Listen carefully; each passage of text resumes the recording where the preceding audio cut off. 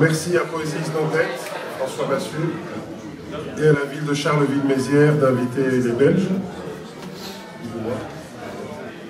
Un peu métallique. On s'est pas rectifié, c'est un peu métallique. Mais... Si. Vas-y, parle. Voilà, je continue de parler. Donc, c'est la reprise après 6 ans de l'Insurrection Tour.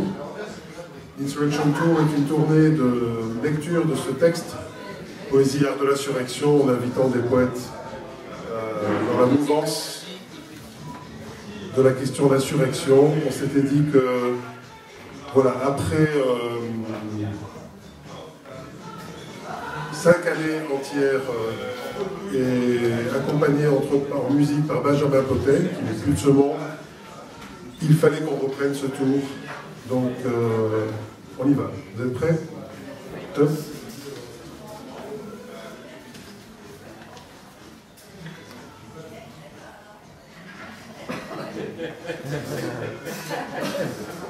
Ça se décide déjà. Alors, merci Gauthier. On y va.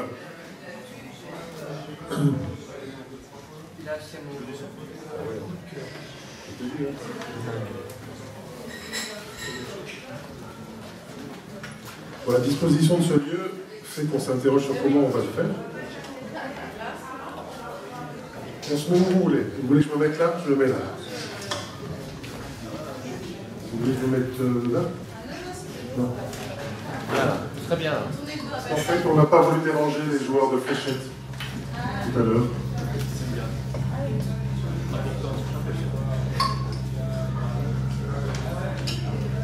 Je te fais signe à travers les flammes.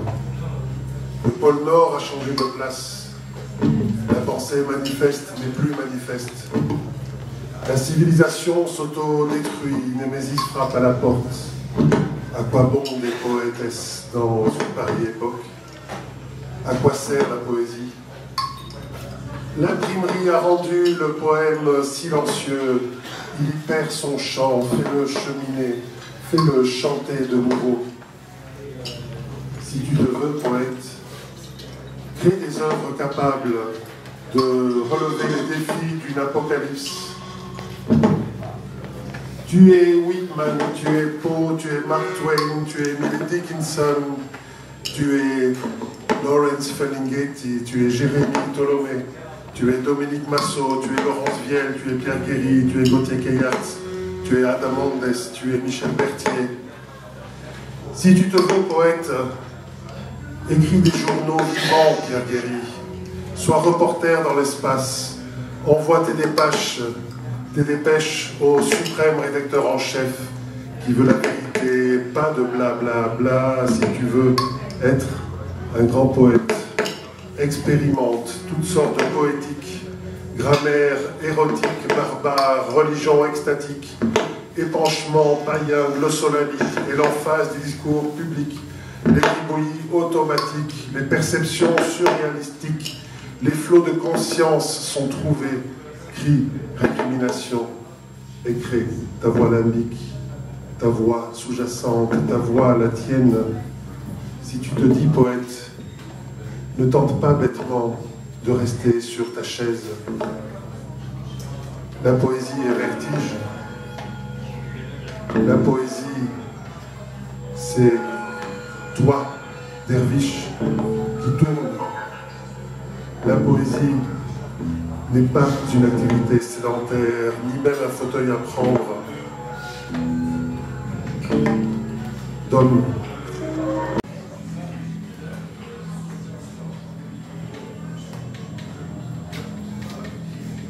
Il y a 100 000 personnes qu'aujourd'hui ont promu eux emplois, ont promu eux droits d'elle chantu, ont promu l'index allonge des salaires, ont promu l'accès à l'empreinte pour s'approprier maison, parce que ont eu, les messieurs, les madames, un petit problème cardiaque, un petit cancer du sein ou du petit bout du borlon, ou un diabète de rien du tout. il y en a.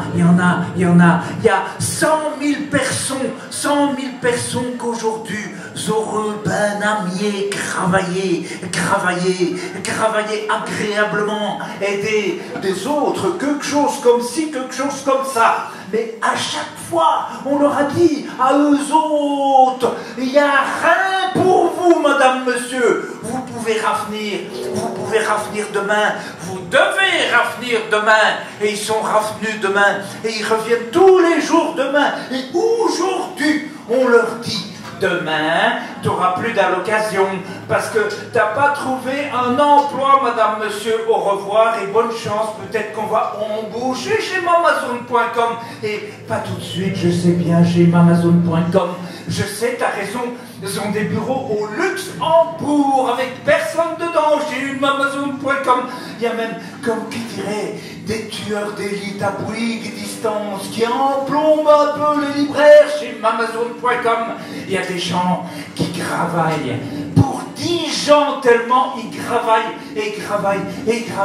pour un tout petit salaire et que peut-être quand même un jour il y en a un qui va crever chez Mamazone.com. Et alors peut-être que tu pourras prendre sa place, madame, monsieur, ce jour-là.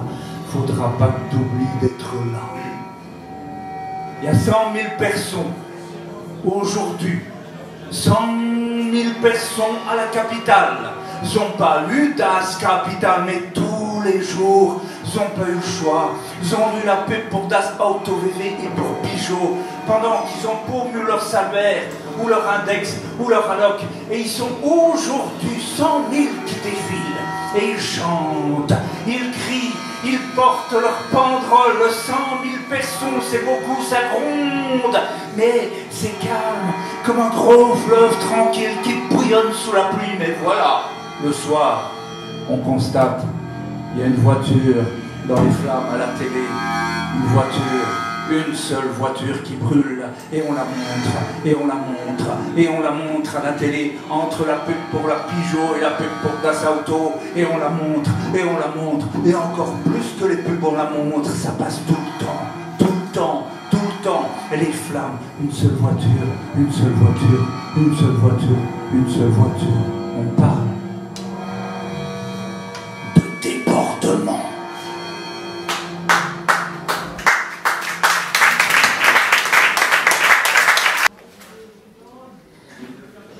Les derniers jours de l'humanité.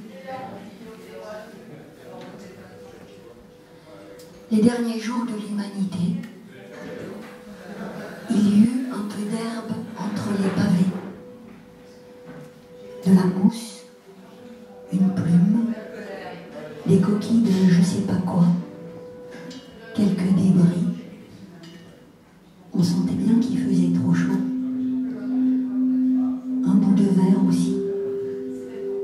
Les derniers jours de l'humanité, il y eut de la mousse entre les pavés. Quelques herbes, une fiente d'oiseaux, un masque, un vieux papier, une brindille, un chewing-gum. On sentait bien qu'il faisait trop chaud. On marchait là, dans le mois de janvier. On le savait que c'était les derniers jours de l'humanité. On marchait. On le savait que c'était les derniers jours de l'humanité. Quelques coquilles vides, pistaches, des coquilles sans pistaches. Les derniers jours de l'humanité, il faisait gris bien sûr. Il aurait pu faire bleu, mais c'était gris. On tournait le coin, on changeait de trottoir, on croisait des regards, on entendait des voix, et on savait bien que c'était les derniers jours de l'humanité. On était là, un peu hagards, un peu stupéfaits, d'être les derniers vivants, stupéfaits de la beauté d'être vivants encore, la beauté qui nous avait été accordée. Et c'était les derniers jours de l'humanité. Quelques mauvaises herbes jolies, ma foi jolies, surgissaient du sol bétonné.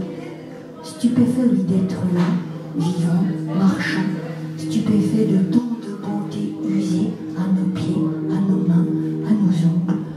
On aurait pu tomber là, tomber comme un cheveu, tomber comme une feuille, tomber comme une goutte d'eau, tomber comme la pluie, quoi. Tomber comme un camp dépareillé, tomber, enfin non, on aurait pu tomber. On était là debout et on marchait, le dernier jour de l'humanité.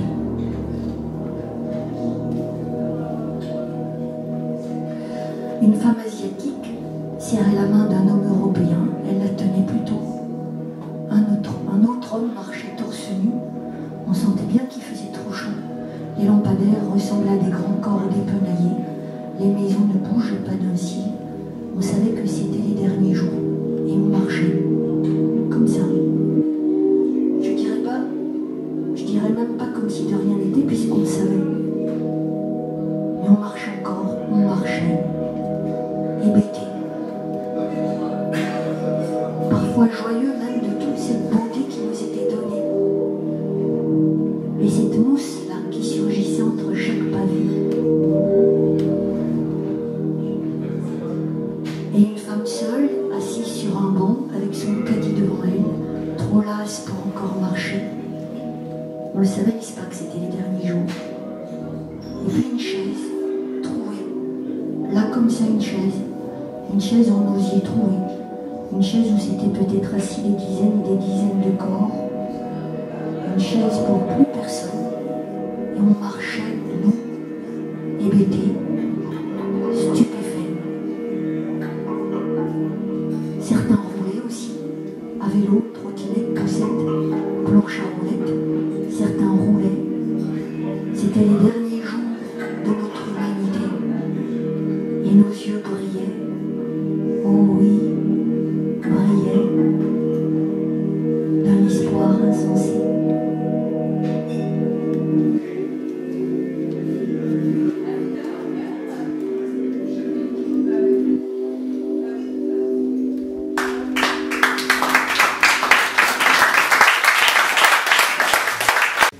L'air brûlant, les vents de sable, l'eau glacée et les montagnes enneigées.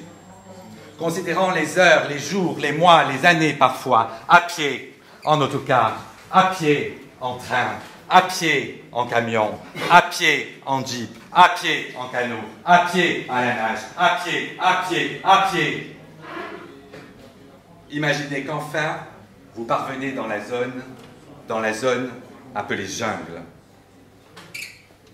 Considérant le parcours, on n'ose pas dire voyage, considérant donc le parcours et ses traces, son temps, ses vides, ses tensions, ses frontières, ses lisières, ses barrières, ses interdits, ses impossibles, ses noyades, ses seuils, ses passages, ses ruptures, ses césures, ses coutures, ses pertes, imaginez qu'enfin, vous parvenez dans la zone appelée jungle. Considérant les solutions abstraites de logement, d'hébergement, de placement, de déplacement, de replacement, considérant la prise en charge, le ballottage en centre anonyme, de bureaux sanitaires en locaux délétères, considérant les liens déjà défaits, les liens en train de l'être, considérant ces liens tranchés, considérant les nœuds que cela crée dans les gorges, considérant les trous que cela fait à notre dignité, imaginez qu'enfin, vous parvenez dans la zone appelée jungle. Considérant que cette jungle est un point de convergence, un point d'arrivée et de départ espéré pour des milliers de femmes, d'hommes et d'enfants fuyant la guerre, la famine, la répression et les plus viles persécutions, considérant que cette jungle est la croisée de cultures et d'ethnies amassées, le point de chute d'identités variées, considérant que l'accueil et le respect ne sont pas ce qu'ils devraient. Imaginez que vous deviez vous y installer. Considérant qu'habiter signifie s'abriter, faire du feu, faire du thé, du café, cuisiner, manger, partager, se laver, se raser, s'habiller, se faire belle, recevoir, s'isoler, dormir, rêver, se reposer, se retrouver et offrir l'hospitalité. Considérant qu'habiter, c'est aussi lire, apprendre, se distraire, prier, jardiner. Considérant qu'habiter, c'est construire, élaborer, penser l'espace, le bricoler, l'apprêter, l'assembler, l'articuler, le dessiner, l'aménager, le décorer, l'arranger, le réparer, le nettoyer, le ranger. Imaginez qu'enfin vous y êtes arrivé et que vous vous y installez. Imaginez qu'avec de la tôle, du tissu, du plastique, des bâches, du bois mort, des pneus, des barres de fer, du sable, des cailloux, des clous rouillés, de la boue, de l'herbe, des bouts de cuir. Imaginez qu'avec tout ça, vous avez pu construire. Vous avez pu construire quelque chose qui ressemble à un lieu où il est à peu près possible d'habiter. Considérant que vous y habitez, que vous habitez cette jungle, considérant que vous vivez à 6 ou 8 dans une cabane de quelques mètres carrés, considérant que l'eau potable est drastiquement rationnée, considérant que la région est pluvieuse, considérant qu'à chaque pluie, les sanitaires sont saturés, les tentes et les cabanes infiltrées, vos habits tout trempés, vos nourritures inondées, imaginez que malgré tout, contre vents et marées, vous parvenez à trouver une façon d'habiter avec les autres, de vous lier à eux, et au-delà des différences, de vous enchevêtrer, de vous superposer, sans toutefois vous opposer. Imaginez que vous cohabitez. Imaginez que cela dure dans la fraternité, la solidarité. Considérant que cette jungle est pour la commune qui l'abrite un désastre, considérant que c'est ainsi qu'elle la considère, considérant qu'elle est littéralement obsédée par ce désastre, ce prétendu désastre, considérant que cette commune, mais aussi toutes les autorités, considèrent que vivre là est une chose intolérable, considérant que ces autorités ont une peur panique de ce lieu, considérant que ces autorités ne tolèrent pas cette nouvelle urbanité parce qu'elles la trouvent dissidente, inventive, expressive, considérant par ailleurs que les médias font écran et ne témoignent nullement du soin que vous portez à votre habitation, à celle de vos voisins et à toutes les habitations en équilibre fragile, à tous les nids que vous avez bâtis. Considérant de ce fait, le monde entier n'a strictement aucune idée précise de ce lieu, de son humanité. Considérant que de ce fait, vous semblez être des sauvages, des bêtes féroces, des animaux immondes. Imaginez qu'un jour, toutes ces autorités décident de tout détruire. Imaginez alors que des hordes d'hommes brutaux et casqués viennent déchirer vos tentes, briser vos caravanes, couper l'arrivée d'eau, éventrer vos coussins, lacérer vos vêtements, broyer votre vaisselle, gazer vos provisions, confisquer vos papiers, harceler vos enfants. Imaginez cette barbarie, cet acharnement, cet écrasement de tout ce que vous aviez édifié pour survivre dignement. Imaginez que revenir en arrière est impossible, à pied. Imaginez que partir est impossible aussi, à pied. Imaginez que devant vous, tout est détruit, à vos pieds. Imaginez, simplement imaginez. Imaginez que si vous aviez à vivre cela vraiment, et non seulement en imagination, vous vous sentiriez un peu con, sidéré et déconsidéré. Non.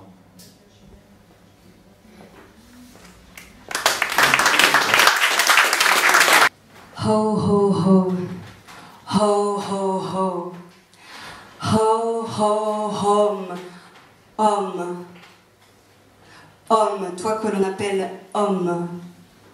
Ho ho ho, homme, homme, juge pauvre de vision.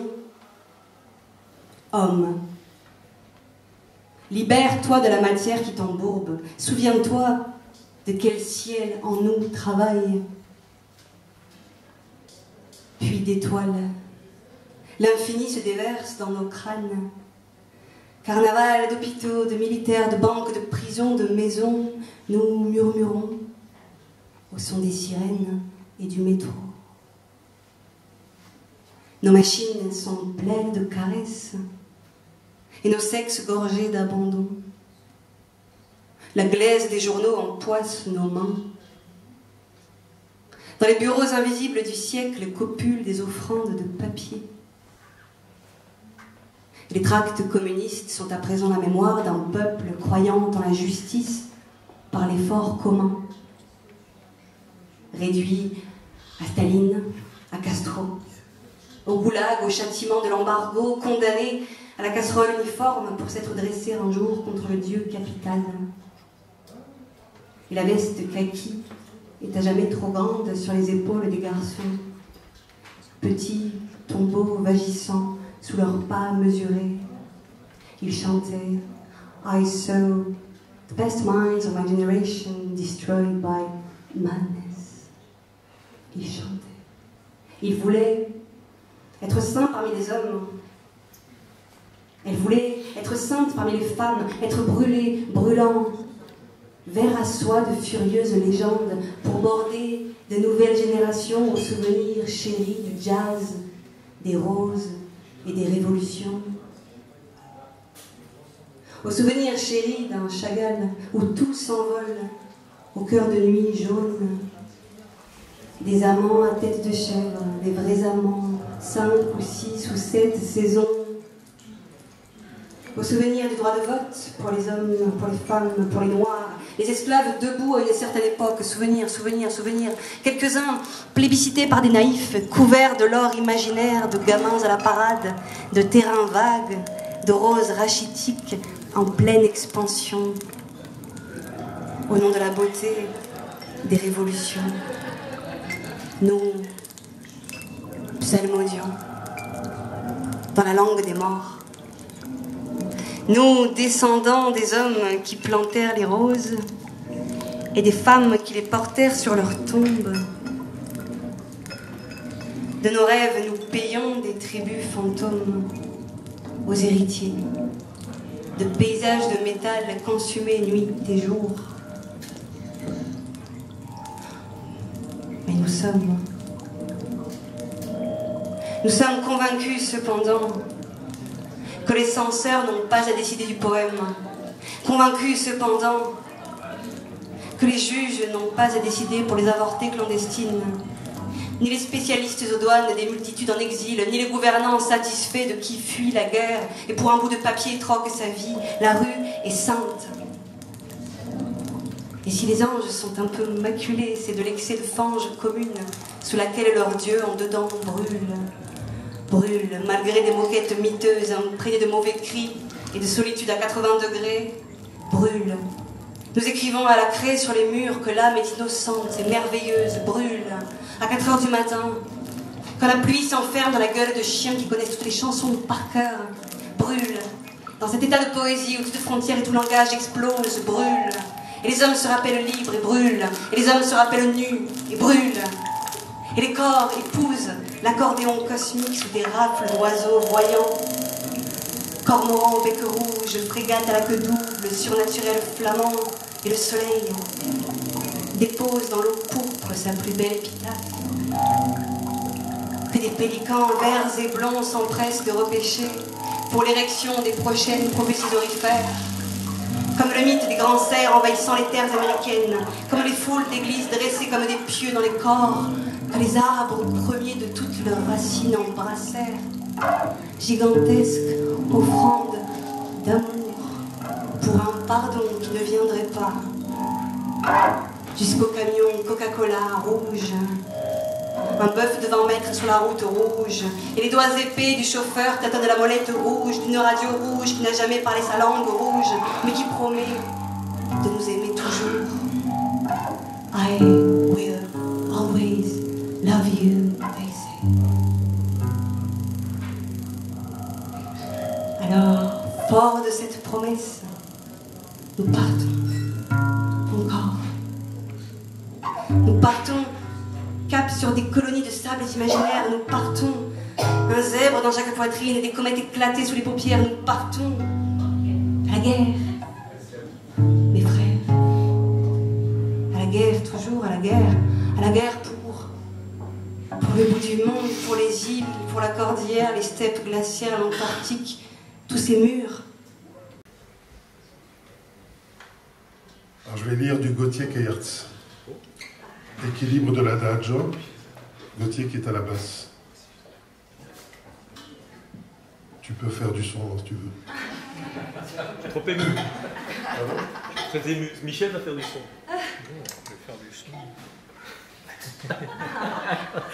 Ce qui n'est pas nommé ne vit, ne meurt.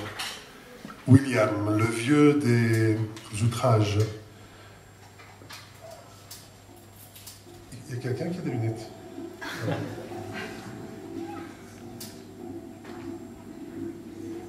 Je reprends. Ce qui n'est pas nommé ne vit, ne meurt. William, le vieux des outrages, dieu des manuels d'Achronie, révolutionnaire mensongeur, pleure ses chats. Ses larmes ne coulent pas, trop de poudre dans le système, destiné aux insectes et aux rails. Poudre des fluides figés, William pleure Allen, sec. William pleure Gregory, sec. William pleure Gerbe, Tanger et Andy. Nommer, c'est détruire, pense-t-il. Quelle jouissance. Je suis Vladimir, fils de Jean. La table meurt sous mes yeux, je l'ai nommé. L'écran meurt sous mes yeux, je l'ai nommé. Le temps meurt sous mes yeux, je l'ai nommé. Meurent les solstices, la manite, le pélican, le brasier, le souffle, tous nommés. Génocide, acte destructeur. Devenu Walter, je regarde lundi dernier afin qu'il meure, salaud boîte de crabe, qu'il n'ait jamais existé. J'y suis. Devenu Sid, j'ai 16 ans. Lundi n'a pas existé. Je joue de la guitare basse, elle meurt enfouie. Sous un amalgame de souvenirs, je hurle dans un micro. Trop tard. Pour moi, Gunther, ce lundi n'a pas existé. J'efface des larmes sèches devenues bâillements. Je brasse la poussière, la poudre et la force sortilège de la tristesse. Finalement, toi, afin que tu vives encore, et pour toujours, pour tous les lundis de l'histoire, tu ne seras pas nommé. En Vladimir, Walter, Sid, Gunther, le lierre pénètre les yeux, se glisse dans les oreilles, dans la bouche, dans le nez, dans la glotte, dans la chair. Il fait douloureux au passage. Il décrit, humilie, fait tomber lourd. Le lierre et sa poussière, sa tendresse paternaliste insoutenable. Le lierre et sa force, implacable. Le lierre qui ne grimpe, ni ne descend. Obsession de lierre, obsession de serre, obsession de terre. Y revenir. Ma gamme, suspendue comme le temps. Je suis le lierre implacable. Ce soir, je suis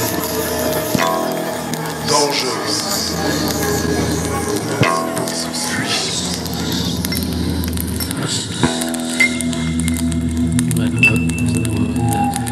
Remplis le sombre abîme qui baille derrière toute face, toute vie, toute nation. Fais de chaque expérience un nouveau poème et dépasse la myopie du moment présent. Saisis l'instant chaque seconde. Cherche la permanence. Fais des vagues.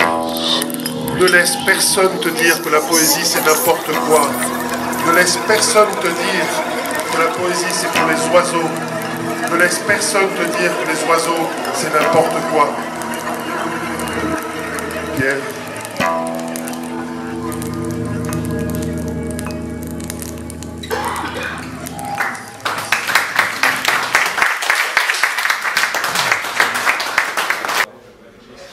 Tu me parles d'un chien, mais... Un chien comment? De quel chien parles-tu exactement? Quel est son nom à ce chien? Est-ce qu'il a un nom? Tu me parles d'un chien, mais... Il est qui ce chien et il est à qui? Il est bien à quelqu'un, les chiens sont à quelqu'un. Ils appartiennent, les chiens, ou alors ils errent. Est-ce qu'il erre, ce chien?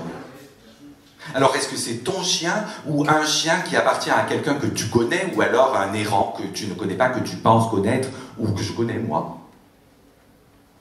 Un chien grand comment? Parce qu'il y en a de toutes les tailles des chiens et de toutes les sortes qu'on appelle des races, mais est-ce que ce sont des races? Est-ce qu'on dit telle ou telle race? Et pourquoi on dit race pour les chiens? Pourquoi est-ce qu'on dit croisé ou bâtard? C'est quoi la différence? Tu dis un chien, mais est-ce qu'il est de race ou croisé ou bâtard par exemple, ou de chasse ou berger? Tu dis un chien comme si un chien ça existait, mais un chien comme ça, dit comme ça, c'est rien du tout en réalité. Et même, on ne voit pas pourquoi le mot chien n'est pas un autre mot. Le mot chien, est-ce que ce n'est pas une catégorie humaine? Je veux dire, pour classer comme ça les animaux qui n'ont rien à voir avec les poules ou les chats, est-ce que tu parles de la catégorie chien ou d'autre chose? Enfin, je ne suis pas biologiste et pas vétérinaire, ni maître chien, ni spécialiste en chien, mais il me semble que quand tu dis un chien, quand tu parles de un chien, tu ne parles pas d'un chien, tu ne parles pas de tel ou tel chien qui serait un chien, tu ne parles pas de celui-là de chien parmi tous les chiens en tant qu'appartenance à la catégorie chien. Et il me semble que quand tu dis un chien, ce n'est pas en rapport avec le chien, mais uniquement avec toi. Voilà, c'est ce que je me dis.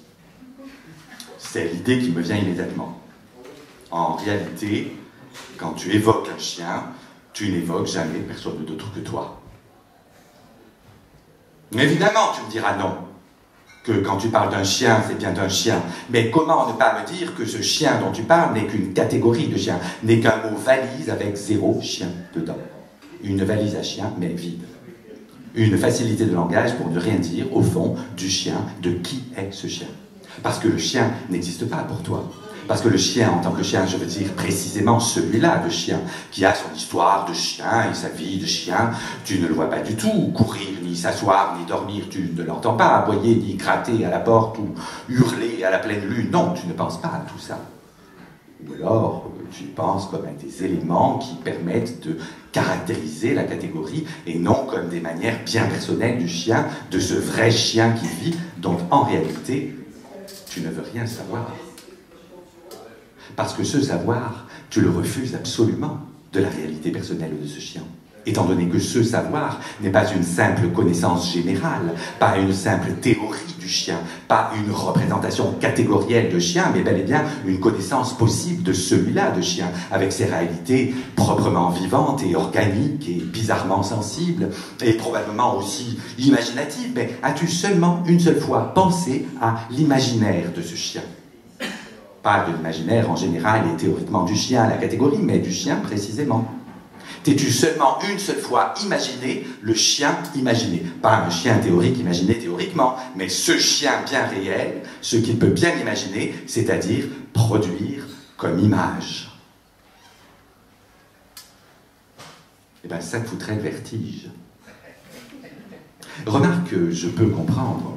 Si ce chien est vraiment chien, alors il faudra bien faire avec sa vie de chien et non avec ta représentation de chien ou le chien modélisé en catégorie. Et il te faudrait prendre toute la mesure de cette puissance vivante avec laquelle évidemment tu n'es pas du tout, mais alors pas du tout capable de composer. C'est en ce sens que je dis que quand tu parles d'un chien, tu ne parles que de toi. Pas que tu sois un chien, ça non, évidemment, je n'ai jamais pensé que tu pourrais être un chien d'aucune manière, même pour rire, même de façon métaphorique, et somme toute assez bête. Les métaphores sont souvent bêtes. Donc tu n'es ni un chien, ni une métaphore. Non, tu parles de toi parce que c'est ton vide, c'est ce vide que tu fais là, autour de toi, avec les catégories. Des catégories qui te servent à parler sans rien sentir, te servent surtout à ne rien sentir, à faire mourir tout ce qui vit. Voilà ce que tu fais avec ton idée de chien quand tu dis un chien. Et pareil quand tu dis une femme, un PD, un clodo, un poète, ou un chômeur, un immigrant, un réfugié. Voilà. C'est ce que je me dis.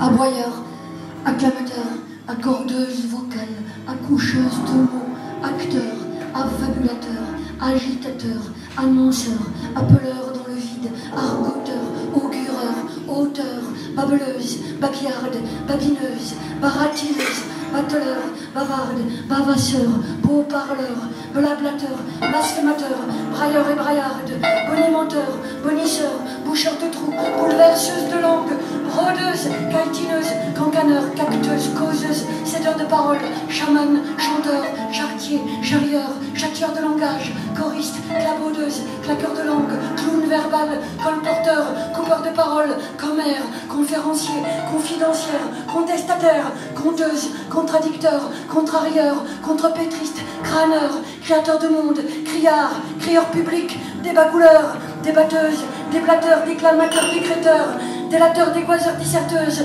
délivreuse de paroles, dérouleur de langue, détourneuse de pensée, dévoleuse de secrets, dialogueuse, dicteur, diquenec, discutailleur, discoureur, diseur, diseuse d'avenir, divagateur, donneuse de leçons, donneur de langue au chat, doubleur, échauffeur de cervelle, éclateur de rire, écrivain, égraineuse de syllabes, élucubrateur, embobineuse, enchanteur, enjoliveuse, entourloupeur, épleur, épilogueur, espérantiste, fabulateur, faiseur de morale de bras de Cosette, faiseuse d'histoire, franc-parleur, fumiste, frissonneur de papilles, gardeur de langue en poche, gloseur, grammairienne, griot, hableuse, harangueur, harponneur, horloge parlante, hurleur, imitateur, imprécateur, improvisateur, incantateur, intarissable, intervieweuse, jaboteuse, jacasseuse, jardinier de la langue, jaseuse, jaspilleur, jaspineuse, jaseur, karaokeur, lâcheur de vannes, lanceur de slogans, langue fourchue,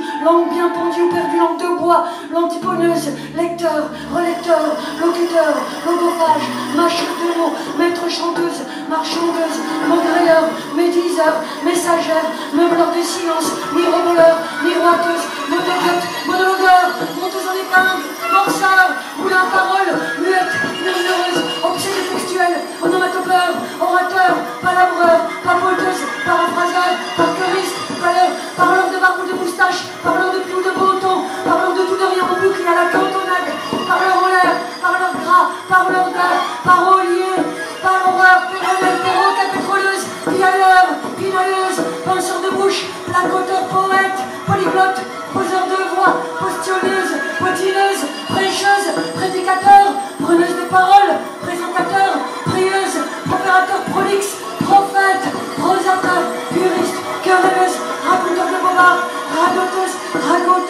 ramageuse, rappeur, raisonneuse, ramard, rapporteur de la chanson 5 centimes, rapporteur de la maison, 5 centimes pour ta chanson, réclameur, révolutionnaire, répétiteur, répondeur téléphonique, reteneur de langue, rimeur et rimailleuse, regisseuse, sauteuse, sermonneuse, signeur de mots, slameuse, sonneur de cloche, souffleur, speaker, surenchérisseuse, susurreuse, taiseuse, taciturne, tailleur de barrettes, tapeuse de discute, tarisseur d'éloges, tchatcheuse, teneur de jambes, timbreur de voix, titilleuse, tourneur de phrases, tourneuse de langue, cette fois dans ta bouche, traducteur, tueuse de silence, tutoyeur, verbeuse, versificateur, vocaliseur, vociférateur, voix de crécelle, voleuse de paroles, volubile, vrilleuse de vocables, amoureux de la langue, poète.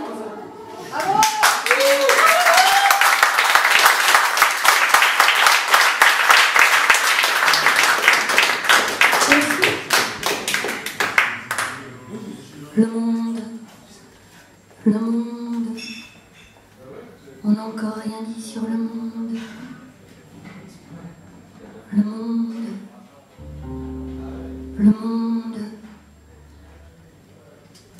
monde, j'ai encore rien dit sur le monde. Le monde, c'est quoi le monde? Le monde, c'est toi, c'est moi, c'est les gens, c'est quoi? Le monde, c'est quoi? C'est tout, c'est tout, c'est tout, c'est tout, c'est tout. C'est ça, c'est toi, c'est moi, c'est quoi? C'est ça, c'est moi, c'est toi, c'est quoi? Le monde, c'est toi, c'est moi, c'est les autres, c'est quoi le monde? Le monde, on n'a encore rien dit sur le monde. J'ai encore rien dit sur le monde. C'est toi, c'est moi, c'est quoi? C'est les gens.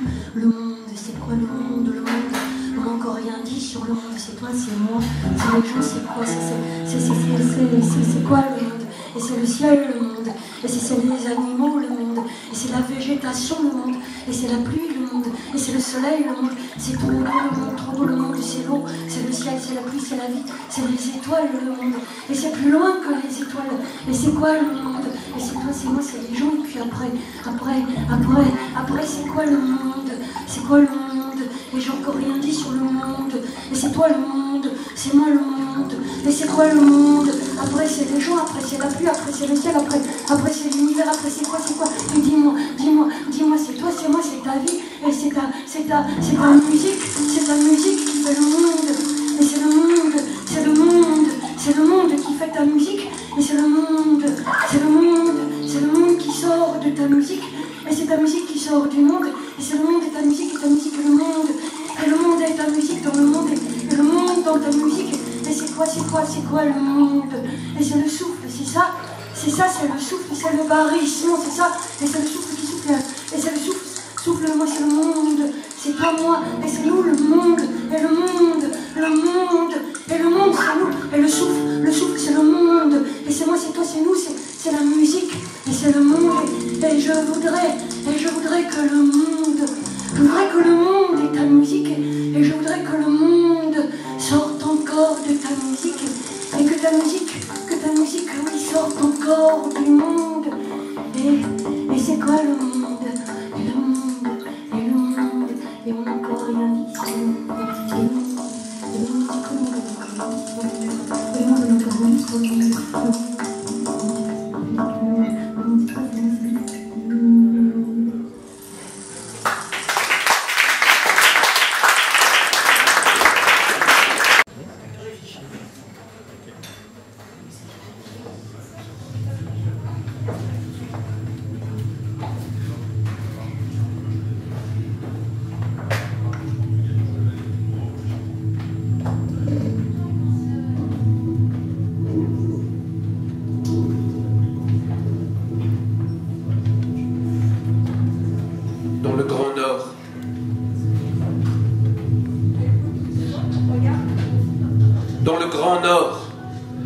Aux approches de l'hiver, ne pouvoir trouver le sommeil, se relever, s'habiller à la hâte et sortir discrètement de chez soi.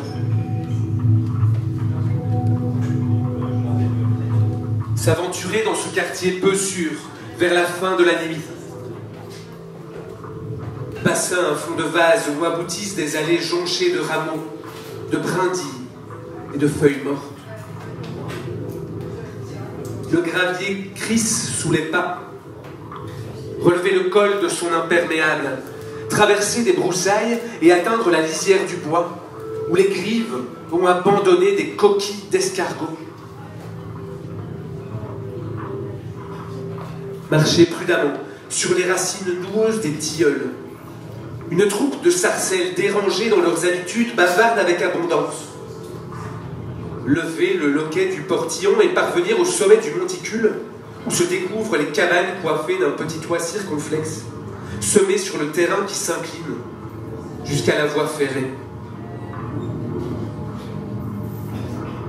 Dans le Grand Nord, distinguer les signaux, le lacis des rails, le poste d'aiguillage et une locomotive oubliée par le trafic. Les portes à glissière d'un wagon à bestiaux baies sur la paille souillée de bouse qui en recouvre le plancher. Talus en déblais par où des renards entrent dans les faubourgs de la ville maritime. Repartir. Repartir. Ô triste rue enténébrée, immeubles gris de poussière, portes cadenassées, trottoirs que les pluies ont défoncés, façade noircie du bureau de poste, bruit lointain des tamponnements, écho prolongé, carcasse de voitures blanchies par les fientes des tourneaux. Il passait encore la nuit sur les ramures en octobre. Bruscondé, s'abriter sous un porche, fouiller du regard les alentours, rue A, et pourquoi pas rue B, et ainsi de suite jusqu'à la rue Z. Une bise glaciale s'engouffre entre les bâtisses, la cloche d'horloge ne sonne plus les heures. Un nid de mésanges dépasse de la boîte aux lettres, commerce de vin et spiritueux. Le négociant ne dédaignait pas de trinquer dans son comptoir. Les rayons se dégarnissaient peu à peu. Livraison à domicile. l'arroseur arrosé. On n'est jamais si bien servi que par soi-même. Volet clos, en faillite. La déconfiture a blanchi ses cheveux en 15 jours. In vino veritas. Trafic d'armes et de stupéfiants, plongés à l'insu de tous pour accomplir divers travaux sous-marins dans le Grand Nord, kiosques en jour d'eau ensablés. Les sinistrés d'une inondation errent à travers la plaine côtière il y a 1 an déjà. Café des chauffeurs. Et pourquoi pas des chauffeuses? Vous devinez où je veux en venir. Le rideau de fer de l'épicerie baissé à demi, pommes pourries dans un cajot. On a vite oublié ce qui pourrit. Le café de l'écluse, tout feu éteint, échoué à marée basse. Ici, les nymphes s'ébattaient sur le rivage tarifé de l'estuaire. Suivez-nous, jeune homme.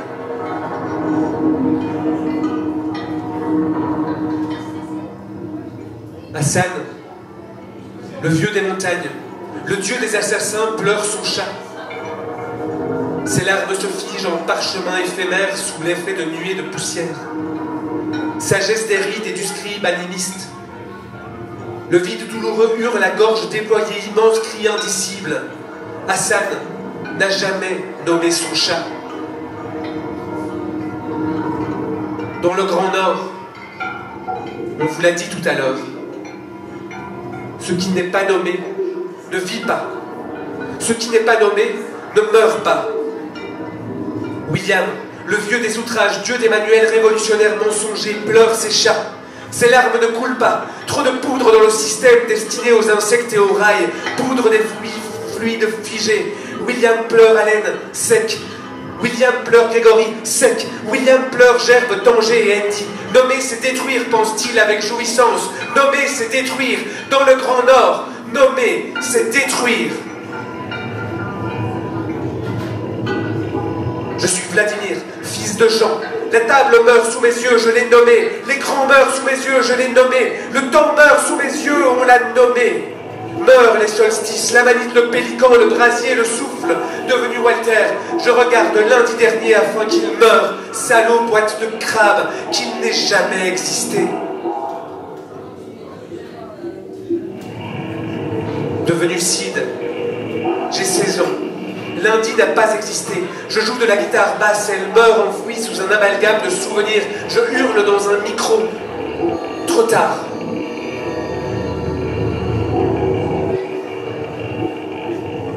Pour moi, Gunther, ce lundi n'a pas existé. Cette soirée n'a pas existé. Vous n'avez pas existé. J'efface des larmes sèches devenues bâillements. Je brasse la poussière, la poudre et la force sortilège de la tristesse. Finalement, toi, pour que tu vives encore, et pour toujours, pour tous les lundis de l'histoire, tu ne seras pas nommé. Tu ne seras pas nommé non plus. Toi non plus, tu ne seras pas nommé. Mon Vladimir, Walter, Cid, Gunther. Le lierre pénètre les yeux, se glisse dans les oreilles, dans la bouche, dans le nez, dans la glotte, dans la chair. Le lierre et sa poussière, sa tendresse paternaliste insoutenable. Le lierre et sa force implacable. Le lierre qui ne grimpe ni ne descend. Obsession de lierre, obsession de serre, obsession de terre. Y revenir ma gamme suspendue comme le temps. Je suis le lierre implacable. Ce soir, je suis dangereux. Fouillez! Fouillez! Fouillez!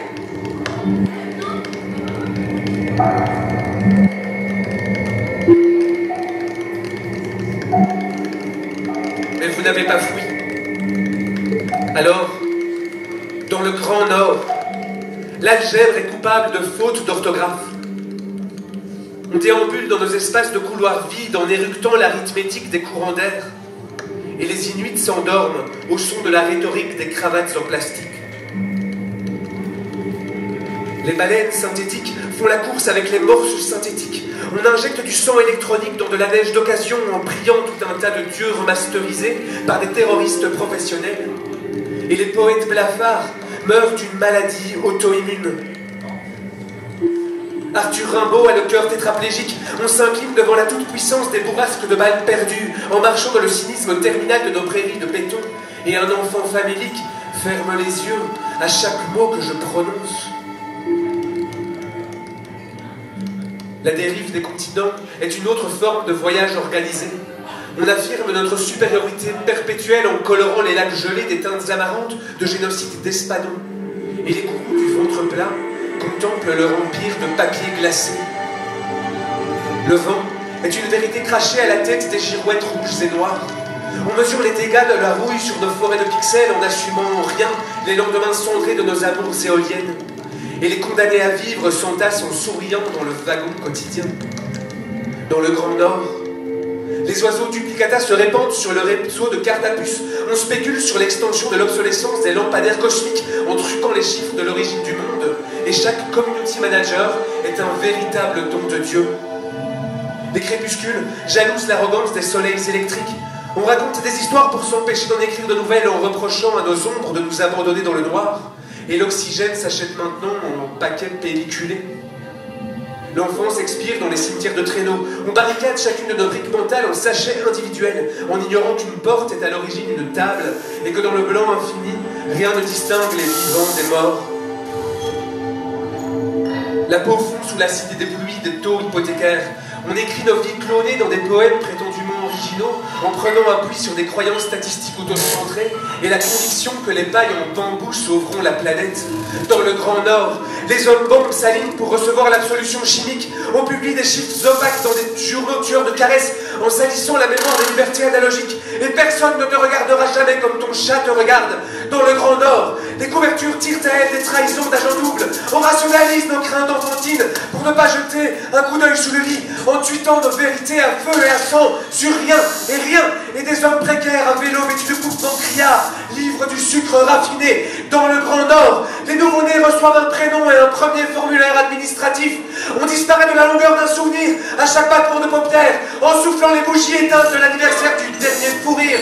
Et la possession d'un livre de Laurence Fiel ou de Pierre Guéry est passible de 3 ans de prison ferme. Dans le Grand Nord, votre Grand Nord, votre Grand Nord, notre Grand Nord, notre Grand Nord, notre Grand Nord, notre Grand Nord, notre Grand Nord, notre Grand Nord, notre Grand Nord.